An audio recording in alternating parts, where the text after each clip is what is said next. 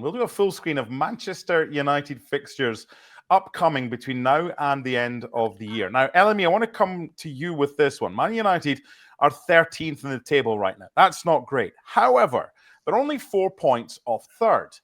That is a run of form, especially certainly a run of games.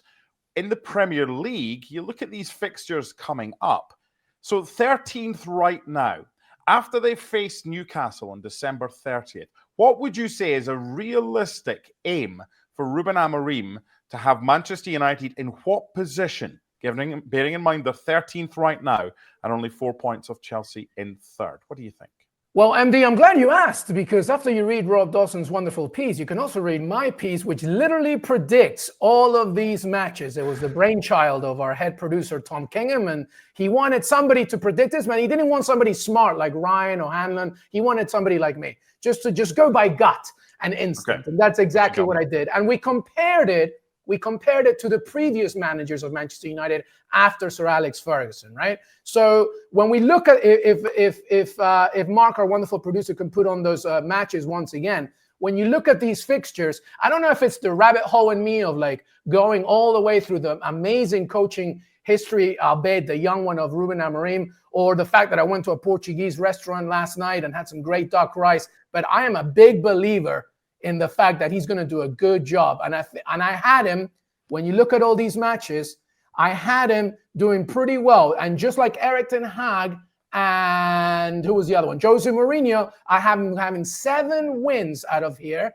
in all competitions and only 1 loss. I have him drawing at the Emirates against Arsenal. And here we go, drum roll, please, because I know the pessimist in all you Brits is going to come. But I have him, Mark Donaldson, I have him winning at the Etihad against Manchester City. What? Yes, I do. That's how big I believe in Ruben Amorim. There's some tough matches in there, like Victoria Pleasant, who, by the way, are very good at home, specifically in the Europa League. I think they get a draw there. I think they struggle a little bit towards the end of that big, tough campaign. But yes, that's how much I believe in Ruben Amorim, Mark Donaldson. I think this is the perfect manager for United. And finally, the cloud of Sir Alex Ferguson's 90s era is going to move a little bit, and here comes a Portuguese manager. That's how much I have it. Check out the article. I'm sure you'll disagree with me like hell, but I don't care. They didn't pick somebody smart like Ryan or Hanlon. They picked me, and this is what you have. So I have him 7 wins, 1 loss. I have him losing the Tottenham game in the League's Cup quarterfinal,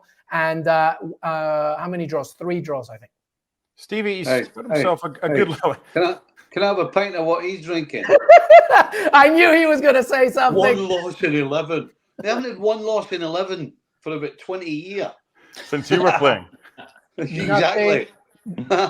Nothing is impossible. Listen, nobody's going to replicate what Ole Gunnar Solskjaer did, because when you look at those first 11 matches of Ole Gunnar Solskjaer, he won 10 of them. And obviously that alluded to the fact that he managed to get a permanent job after that. And it's not that unrealistic of what I'm suggesting. His stats are actually not that dissimilar, as I mentioned, from 2 other managers. It's just that, yes, if we look at those 2 big games in the Premier League, Arsenal and Manchester United, I have him, because it's so early on, taking a draw at the Emirates, and I have him winning at the Etihad. I know that's the one where everybody's calling me crazy, but I'm going to tell you something. I'm a big believer in Ruben Amorim. I am. So Ruben Amorim's not playing, I'm assuming, right?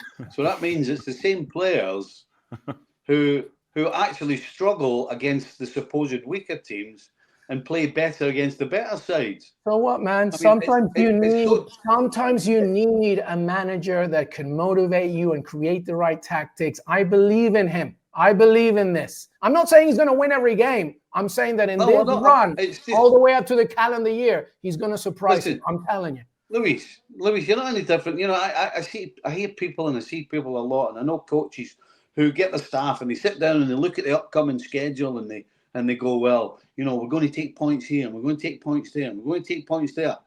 I mean, it's so difficult to do that and get it right. It's almost impossible. It's almost impossible with Manchester United, with the group of players they have, because regardless of the manager, you don't know what's turning up. Now, clearly, most teams get a new coach bounce. They'll probably get that again. They had it with Van Nistelrooy.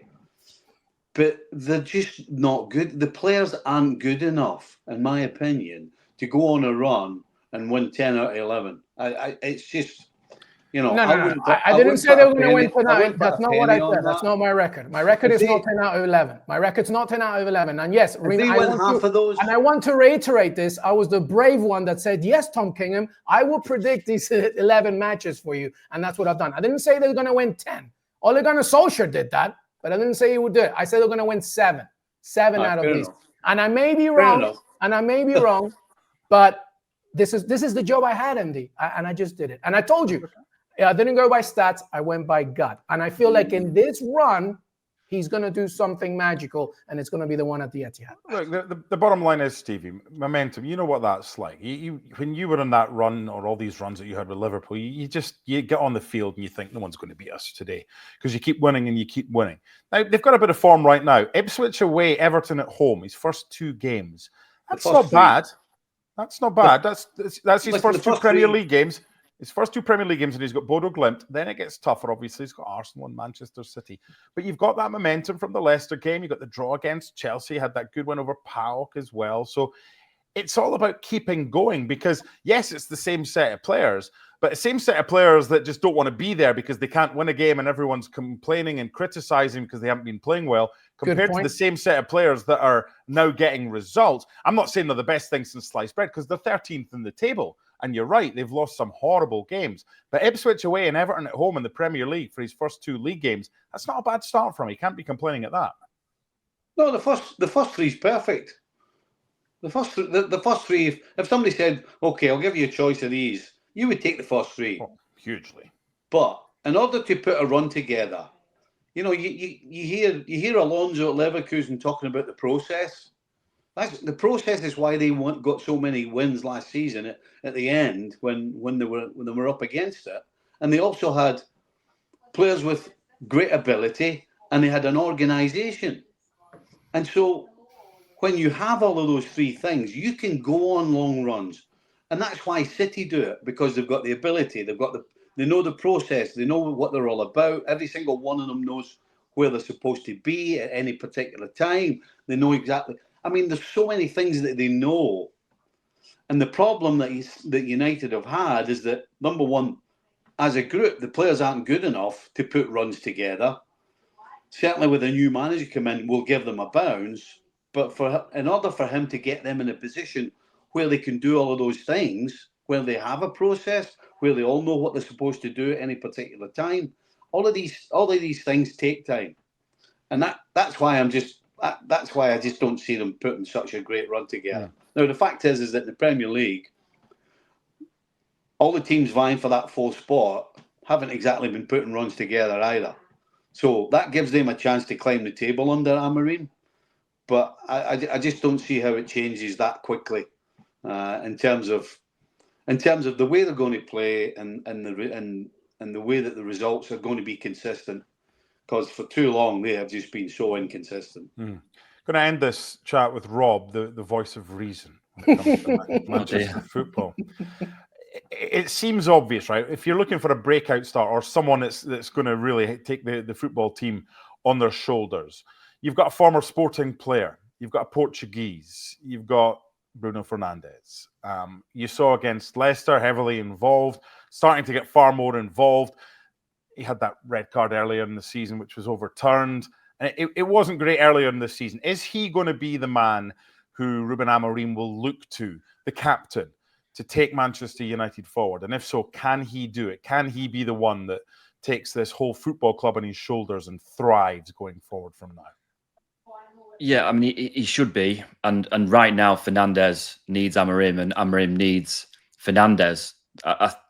I think the way that Ten Hag was playing didn't really suit Bruno Fernandes. But if Amorim comes in and plays with his 3-4-3 with those 2 number 10s behind a central striker, you would assume that Fernandes is going to be one of those number 10s. That position really should suit him down to a T. And if it does suit him and you can get the best out of Bruno Fernandes, then Amorim solves what is potentially his biggest problem, because he's inheriting a squad and a team that just don't score any goals. You haven't got a proven centre-forward because Rasmus Højlund and Joshua Zirkzee haven't got a history of consistent scoring. So you need to find goals from somewhere. Fernandes has turned in with those numbers of goals and assists in the past. They've dried up significantly under Erik ten Hag. But if you can get Fernandes in the right positions, get him close enough to goal, get him in the box, he will score goals. And so you may find that Amorim coming in brings the best out of Bruno Fernandes. And if you do that, Bruno Fernandes scores the goals, which makes these next 11 games for Amorim a lot easier than perhaps we're expecting. I think there are obviously going to be teething problems because Amorim is being dropped into a very, very difficult situation. He's being asked to come in mid-season, pick up a team who are 13th. He's going to come and try and implement a new system with no pre-season, with very, very limited time on the training pitch to get those ideas across. So there potentially are going to be teething problems. But to cover that, if you can get players like Bruno Fernandes in the right positions to score goals and to help others score goals, then it solves a massive problem. And if you can do that while also making the team more compact, more defensively stable than we saw under Erik ten Hag, and it should happen because you're playing with 3 centre-halves and potentially 5 defenders, so you should be harder to break down. If you can become more consistent defensively, then you only need 1 goal to win games. And if you only need that, then it becomes easier to win games. It's obvious. And that may be what Amorim is looking for in these next 11 games, because we're still very, very early. No one's expecting, I don't think, fireworks from a new guy coming and getting dropped into a really difficult situation. But if you can get the team moving forward, build a little momentum, show the fans that you are making progress, that will go an awful long way. Because ultimately, the rest of this season is almost a free hit. Mm-hmm. The team have been so poor up to now that no one really is expecting great things. But if he can get that team moving forward and just have little tweaks here or there and just get them harder to beat, more compact, more consistent, it'll go a long way to making these first 11 games, these first few months, a lot easier. Okay, we're going to wrap up today's show with a little bit of a test for the 3 guys. I just want one word answer. Manchester United are 13th right now, and I want to know where they will finish at the end of the season. There's one caveat. Stevie, you cannot say as a Liverpool fan that they will be relegated. Okay, so we'll come to you last. We're going to start with you, LME. They're 13th right now. Manchester United this season in the Premier League will finish 5th. Rob Dawson. 6th. Stevie Nicol. 6th. That'll do us.